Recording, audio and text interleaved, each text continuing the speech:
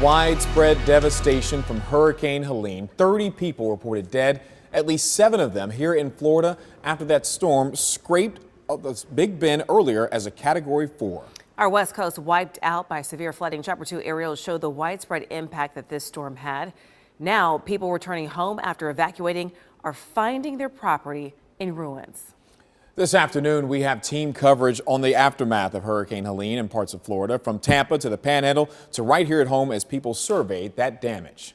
And we begin on our Gulf Coast with Hillsborough and Pinellas counties suffering from some of the worst of the destruction of severe storm surge. Yeah, go ahead and take a look from some of the video that we have from Chopper 2. Latest reports are that Clearwater saw a storm surge of 9 feet. And parts of Pasco County to the north had a surge of more than 12 feet. West 2's Greg Fox is live near St. Pete Beach. Greg, this comes just 2 years after Ian slammed into the Gulf Coast.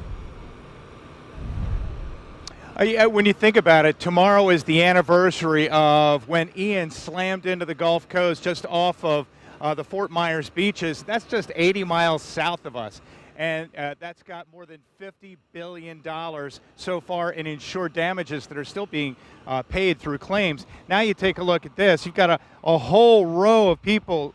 You've got photojournalist Jake Arthur here. I'm going to try to give him a little more line here. We've got lines of people trying to get back across the causeway here to Treasure Island and the coastline there. So from St. Pete Beach going north to Clearwater, they're being met by police who are simply doing their job, although people are upset because as you take a look at the bridge, you can go over, but you have to walk. You can't take your vehicle unless you're in an emergency vehicle or an authorized vehicle. Let's show you some more of the video that we had, again, from Chopper 2.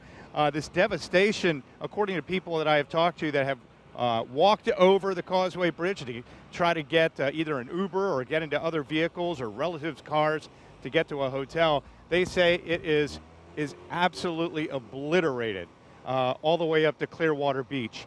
And the force from Helene, they said in riding it out, many of them, was extremely, extremely frightening. And of course, some of the people we've talked to that are just within the 2-block area of where we're standing right now are clearing out their homes because they got at least 1 or 2 feet of water. The people on the beach side say that they got as much, as we come back out live here, got as much as 4 feet or 5 feet of water, and they don't know when they're going to be able to get back into their homes again. Here you can see this fire truck coming back over the Causeway Bridge. And again, they're responding to various emergencies. We've also been told by people that have relatives in law enforcement that they have assembled teams to search for bodies. It's something we don't like to talk about in any situation, but in storms like this, because of the destruction, because of homes and businesses that have left debris everywhere, that could be a job that could go on for weeks. So again, this is the situation right now. It's very busy along all of the accesses to the beaches, and we're just outside St. Pete Beach here. And again, if we can take a look. Oh yeah, look at that. Okay, all right. We're seeing what appears to be a dog that was rescued, and well, that's fantastic. If they can go, home by home, and if people have already left, maybe.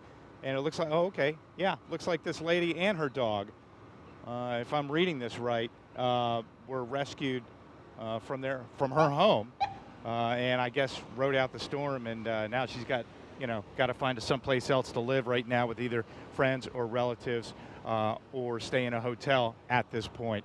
And again, you can see even law enforcement coming from other agencies here, the Fish and Wildlife Service.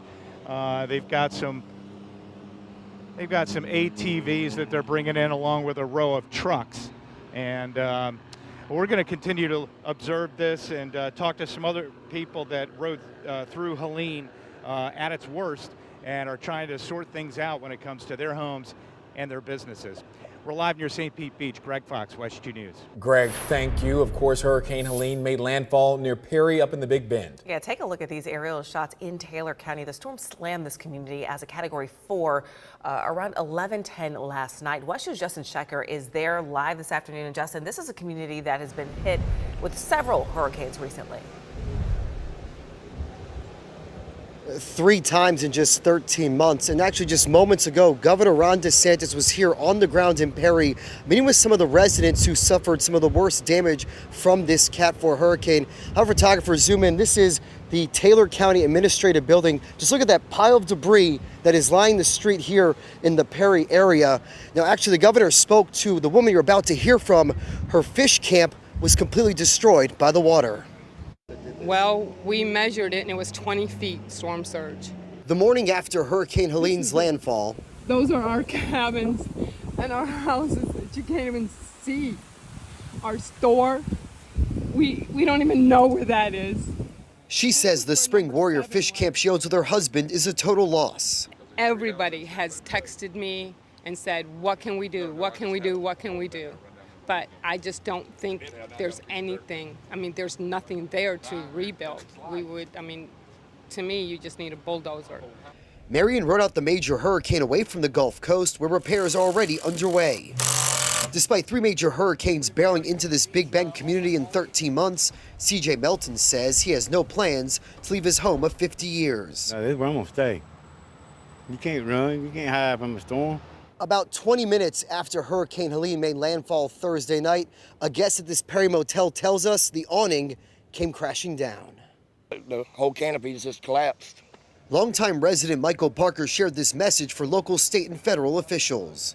Our community is devastated, and we could use every resource available if possible. And back here live in Perry, looking at a number of sheriffs from across the state of Florida that have come to Taylor County to assist this county as it just starts to begin the rebuilding process for the 3rd time in 13 months. I did see Polk County Sheriff Grady Judd. We also know deputies from Volusia County have responded to assist with this rebuilding recovery efforts from this major hurricane. But again, as I mentioned before the story, that lady from the fish camp, she was able to speak directly with the governor and share her concerns. But she told me during our story she believes that fish camp is a total loss. Live in Perry, I'm Justin Shecker, WESH 2 News.